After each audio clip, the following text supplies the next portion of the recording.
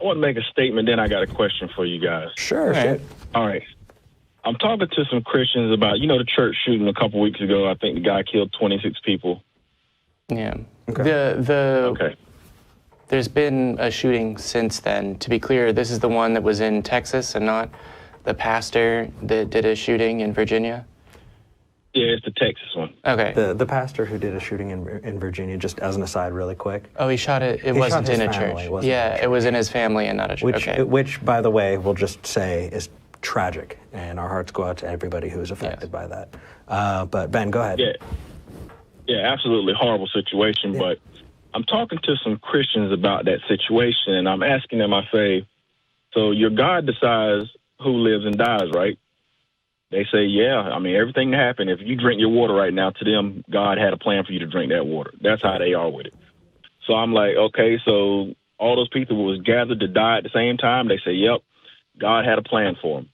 So I say, well, technically, didn't the dude that shot those people do God's work for him? They say, oh, no, because God gave him free will. I said, well, wait a minute. If he give people free will, he's not control over who lives or dies, right? And you know the answer they give me? God's got a plan. You just don't understand it. You know what? I mean, really, the answer is they don't understand the words that they've just said to you. Yeah, because they don't recognize the cognitive dissonance there. Well, they don't recognize the contradiction in the statements they've just made. That, I don't know, there's free will for people to make whatever choice they want, but God knows what choice they're going to make and made a plan. Yeah, it's this craziest thing to me. I'm like, well, if he's an all-knowing God, when he made that guy 26 years ago, didn't he know he was going to go into a church 26 years later and shoot all them people? So basically, didn't he do the work that God had him do? And then they try to tell you, no, that's not how it works. Yeah. And man, and my question for y'all is, how long have y'all been atheists? Just over 3 years. Well, just over 3 years ago, I looked at what I believed and why and realized that I don't have a reason to believe in God. I started following atheist podcasts 9 years ago, and I probably really realized that I was an atheist about 9.5 years ago. Before that, I kind of wavered in that kind of weird, I'm spiritual, but I'm not religious. I really don't know, that whole thing. Well, this is my question for y'all. How do y'all put up with these people so long? I go around them for 5 minutes and my head's about to explode. Just listening to the craziness. Man, how do y'all put up with it so long? That's my question. I need y'all help. I can't take it. Sure. So there are a couple parts to that. I've actually got a lot if you want to start, and then I'll... Yeah, so actually relatively recently, I'd noticed that things were starting to get to me a little bit, right? Like I was starting to just, like it was getting to the point where when I heard something that was absurd about, like the kind of discussion that you just described with Christians, where I would see something like that or hear something like that or watch something on YouTube with a guy twirling his drumsticks trying to provide an excuse for the problem of evil, which is effectively what your conversation gets down to. If God loves everything, or rather loves all human beings and has the power to, stop people from getting shot, why do people still get shot? Yep. That sort of logical problem with their statements. Recently, it started getting to the point where I was just, okay, next. Like, I don't even think of what response I would, right? And I realized that for me, what really stressed me out is recognizing that my family and people close to me, that would be right as rain with them. And that people close to me specifically had no idea, probably still don't have any idea, why I don't believe, what exactly my non-belief means, like what the word atheist even means. Because in large part to a Christian, saying I'm Christian is a statement of identity and a way that they think, or rather a way that they identify themselves, rather than like, oh no, the Bible makes perfect sense to me. It's just that all of the horrendous apologetics come afterwards. Yeah. And one of the things that I did to get to a point where I could again, argue with creationists on Twitter or whatever it is I do, because I have a real appetite for this generally, is I had a good Thanksgiving with my family, right? And I realized, like, you know what?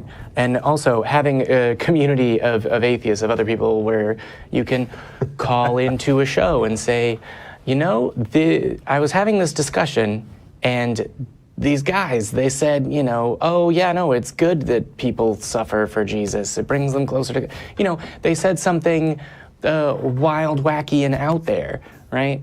I would say effectively having other people you can turn to, like Eric and Jamie every Sunday at 11 a.m., just to plug the show that you're on, having people that you can call and talk to and say, this is ridiculous, is helpful. But another thing that helps me is recognizing that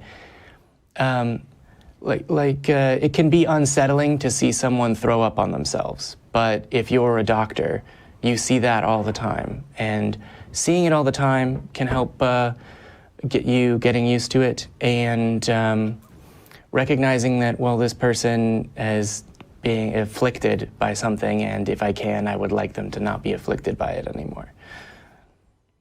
So thinking about the good that you can do to help this person, the fact that, you know, deep down, presumably, the people that you're discussing, right, given the opportunity to snatch a baby in a basket off of the road so that it doesn't get hurt, would do that. Whether or not they said, you know, oh, it's Jesus's plan that I was walking here to save this baby, and that's why that baby was in the road in the first place, which is kind of... But at the end of the day, if they're, you know, snatching a baby out of the road from in front of an 18-wheeler or whatever the hypothetical is, they're still trying to do good. And if you can connect with someone about what they believe and why, and connect with them in a like, hey, no, I'm a human, I want what's best for other humans too, you know, I don't hate you, I just think you're wrong situation, that can really help you recognize, you know, they're just saying a bunch of weird stuff, right? Like, I don't know if you're a big fan of football, and I realize I've talked for like 5 minutes straight. And I'm actually going to cut you off because I'm going to go in now. But it's like relating to fans of the opposing team. They're just humans, they're fans like you. Yeah.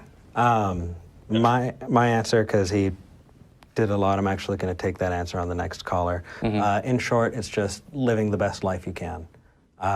Be happy and show other people that you're happy. If you have the luxury of being an out atheist, it's a really good opportunity to show people that we're not these demonized creatures, and I'm actually going to go into that on the next call. But I completely agree with everything that Jamie said. Initiating that conversation can be really, really frustrating, but it can also be really rewarding. You can be that person that makes that bridge, and there are times that's worth it, man. I mean, it really is. I appreciate it, gentlemen. Thank you. Absolutely. We appreciate you, Ben. Yeah. You take care and feel free to call back. I mean, did you have anything else you wanted to talk about or say? No, just real quick. I mean, it's just, they've even convinced themselves that babies dying are a good thing. You know, they talk about, I told them how a 14-month-old got killed, and they're telling me, well, see, God had a plan for him and needed him. I'm like, he needed him for what? He's 14 months old. Then they say, see, you just don't understand. But if I don't understand it, how the hell do you understand it? Yeah. It's just crazy, man. To be clear, so the human mind, when dealing with grief and things it doesn't want to deal with, often the first reaction is a kind of denial. And, oh no, it's good, it's God's plan, is a kind of systematic, socially acceptable religious denial of bad things. So effectively, if they hear a bad thing, they can say, it's God's plan, and then be done actually thinking about it. Because the key to denial is not thinking about things. And Jamie and I were actually talking about this before the show, about how grief impacts us as non-believers. And when we get the chance, I'd really like to have that conversation in depth, because I think that there's a lot to talk about and a lot that people could really use when it comes to grieving and atheism. But the thing we haven't said, I'm sorry to hear about your child. That is horrible. No, it wasn't my child. I'm talking about during the shooting. 14 months got killed, and okay. Justifying it, saying, I mean, it's still sad, but God needed the child. Yeah. I feel like, okay.